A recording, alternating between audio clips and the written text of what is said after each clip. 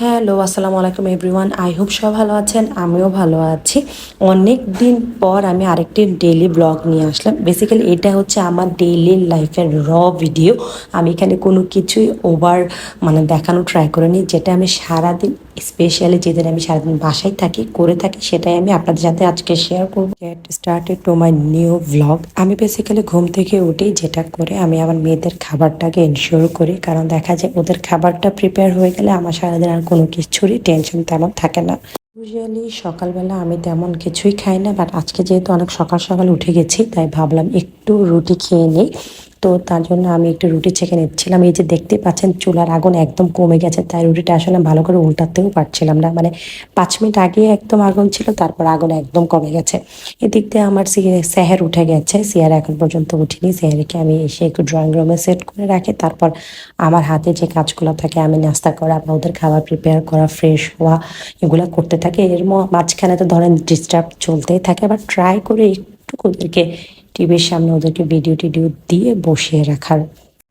Last কয়েকদিন যাবত আমি আমার বারান্দায় কিছু গাছ লাগিয়েছি। প্রথমে 2টা ছিল, তারপর আমি কিছু আমার ননাসের বাসা থেকেও আনিয়েছি।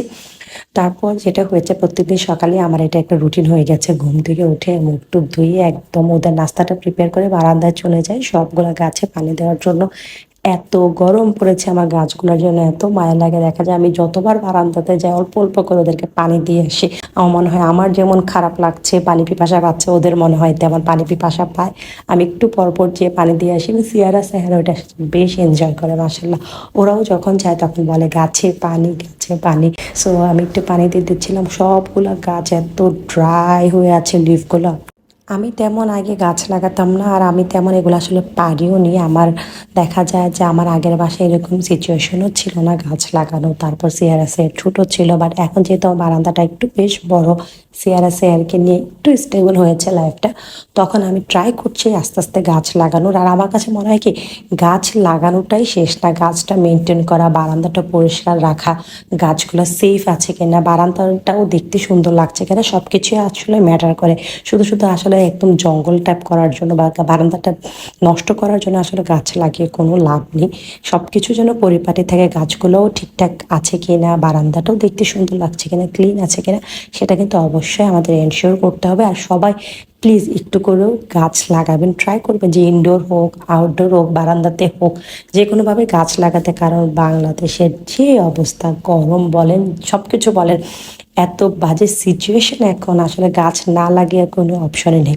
তো আমি এখানে নাস্তা করার আগে আমি প্রত্যেক দিন সকালে, আপনারা জানেন অলমোস্ট সবাই, যে আমি একটু চিয়া সিডস খাই অ্যাপেল সাইডার ভিনেগার দিয়ে। তো এটাই খাচ্ছিলাম। এদিকে আমার মেয়ে তো আমার পায়ে পায়ে লেগেই থাকে, এটা তো নতুন কিছু না। ওই তো ছিল, এদিকে আমি বললাম যে আমি তোমাকে এখন কিন্তু দেখাই দিব সবাইকে, তুমি যে আমার পা টানছো, তুমি আমার জামা টানতেছো, এটা আমি সবাইকে দেখাই দেবো। সো এদিকে দুষ্টামি করছিলাম, এদিকে চিয়া সিডস খেয়ে নিলাম, আর এখানে একটু তরকারি গরম করে নিচ্ছিলাম।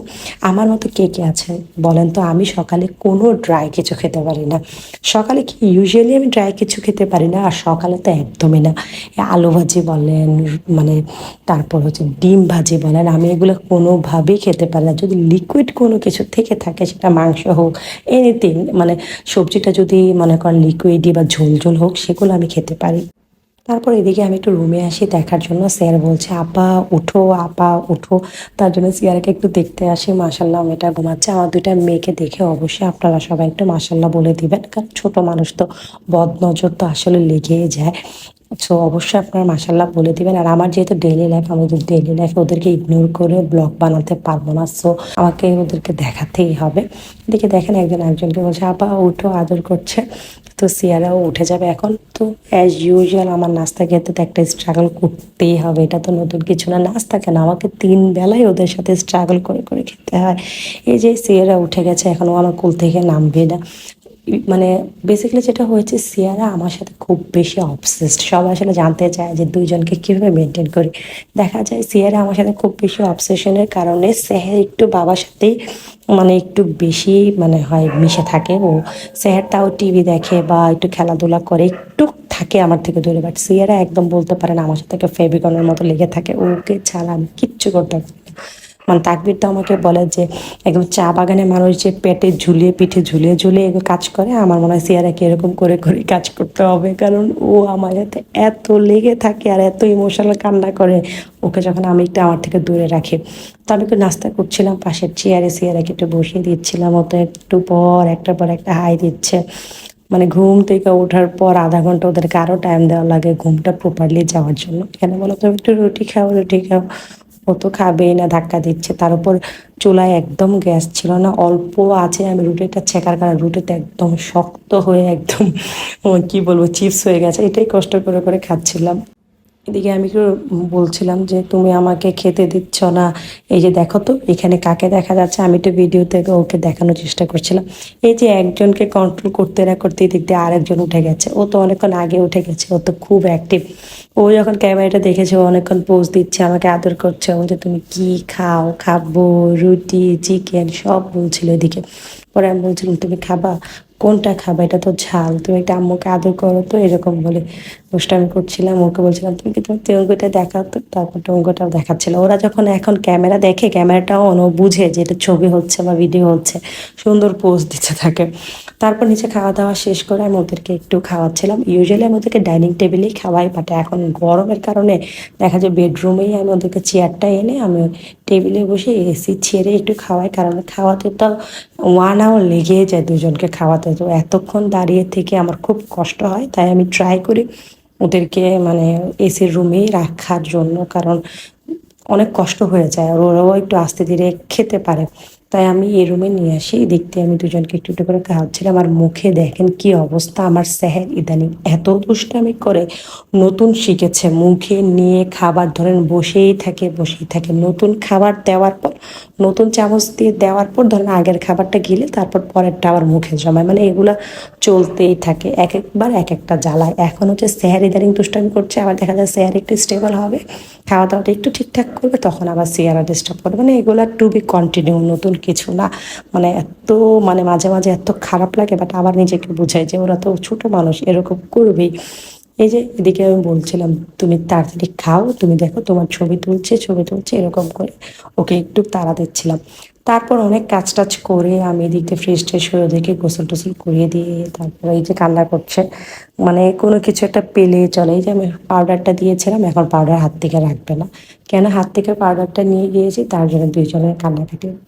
পরে ওদের যে চিরুনিটা ছিল সেটাও বা খোঁজার টাইম দেয় নাই, আমি আমারটা দিয়ে ওদেরটা করে দিলাম। তারপরে এখানে অ্যাজ ইউজুয়াল গ্যাস ছিল না, আমি রাইস কুকারে বসিয়ে দিয়েছিলাম। আজকে ফার্স্ট টাইম আমি লাউ দিয়ে ডাল রান্না করেছি। ইউজুয়ালি আমি লাউ নর্মালি মাছ দিয়ে রান্না করি, বাট আজকে যেহেতু গ্যাস টেস ছিল না, এত কিছু করার মানে আসলে টাইম অ্যান্ড সিচুয়েশন ছিল না, তাই ভাবলাম অনেকে দেখি লাউ দিয়ে ডাল খায়, আমি একটু রান্না করে দেখি।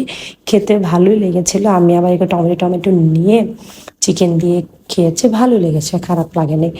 তারপর ওদেরকে খাওয়া টাওয়ানোর পর ঘুম পাড়াতে নিয়ে আসছিলাম, এই যে সিয়ারা দুষ্টামি করছিল, এদিকে দুধ খাচ্ছিল। ওঠার পর ওদেরকে আমি সন্ধ্যার সময় যেটা করি আমি ভাত খাওয়াই, একদম ভাত খাওয়াচ্ছে। আমি থেকে তাকবিরকে বললাম যে তাকবির আজকে থেকে তো আমি ব্লগ করবো, তাকবির বলে তাই ব্লগ করবো, দাও আমি তোমার কিছু রেকর্ড করে দিই। তারপর এই ক্লিপগুলো আমার শ্রদ্ধেয় স্বামী তাকবির একটু রেকর্ড করে দিয়েছিল। ওর যে মাঝে মাঝে আমার জন্য কেন এত মায়া হয় আমি বুঝি না। তারপর তো খাওয়া দাওয়া শেষ করে আমি অনেক দিন ধরে ভাবছিলাম মাথায় তেল দেবো, কিন্তু গরমের কারণে মানে এত ভয় লাগে মাথায় তেল দিতে। আমার ভাই আমার মাথায় তেল দেওয়া দরকার নেই, আমি এমনিতেই শ্যাম্পু করে ফেলি, বাট চুলে তো আসলে তেল লাগে। আর আমার মতো ড্রাই অ্যান্ড ফ্রিজি হেয়ারের জন্য তেল তো মাস্ট, লাইফ সেভিয়ার। তো তেল দিয়ে আজকে বললাম গরম যাই হোক, ফ্রাইডে যেহেতু তাকদের বাসায় আছে, আমাকে অবশ্যই আজকে রিস্কটা নিতে হবে। তারপর আমি মাথায় তেল দিয়ে একটু চা খাচ্ছিলাম, শরীর দিয়ে মনে হচ্ছিল হিট বেরোচ্ছিল একদম, মনে হয় আর চুলার উপরে বসে গেলে যেরকম লাগে এরকম লাগছিল। তো দুইজন তো অ্যাজ ইউজুয়াল আমার সাথে লেগেই থাকে বাসার মধ্যে। মনে করেন ওরা খেলবে আমাকে থাকতে হবে, ওরা ঘুমাবে আমাকে থাকতে হবে, সব কিছুতে আমাকে ওদের পাশে কনস্ট্যান্ট থাকতে হবে। এবার এত লেগে থাকে, এত অবসেসড দুটা বাচ্চা, আল্লাহ কি বলবো। যাই হোক মাশাল্লাহ, আল্লাহর কাছে শুক্রিয়া। তারপরে এখানে ওদের সাথে একটু দুষ্টামি করছিলাম, ওকে আমি জিজ্ঞাসা করছিলাম এটা কোন কালার, ওইটা কোন কালার। আর ওদের সাইকেলটা দেখতে এত অপরিষ্কার লাগছে, কারণ দেখা যায় আমি এটা বারান্দাতে রাখি, যতই পরিষ্কার করি না কেন আসলে দেখা যায় চিপা চাপা একটু ময়লা লেগেই থাকে। আর দুইটা বাচ্চা তো এটার উপর খাওয়া যাওয়া, ধরেন ঝড় তুফান সব এটার উপর দিয়ে যায়, এই জন্য আসলে এমন লাগছে।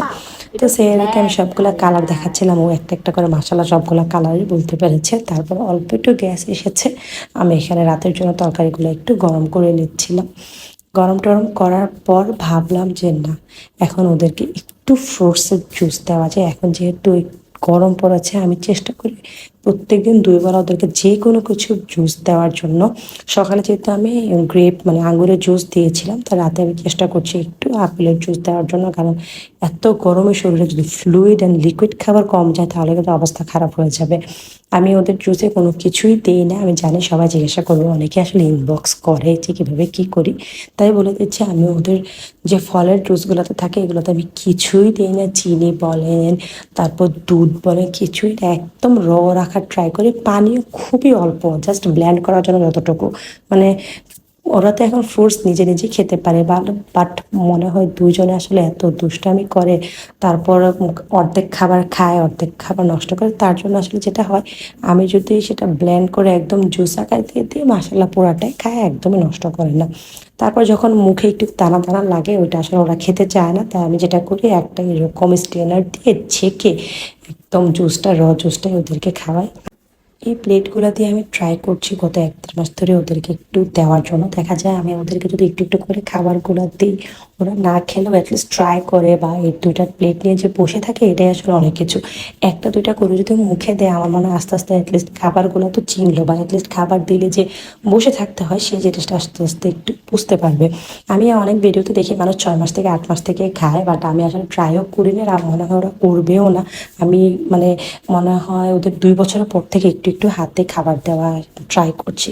এই তো এগুলো নিয়ে আজকের ব্লগটা ছিল। আমি জানি এটা দেখে সবাই বলবে সারাদিন জাস্ট এই এতটুকুই করেছি, আসলে না, এটা সারাদিন বলতে পারেন 10 ভাগের 2 থেকে 3 ভাগই আজকে জাস্ট রেকর্ড করেছি, সব কিছু তার রেকর্ড করা সম্ভব হয় না।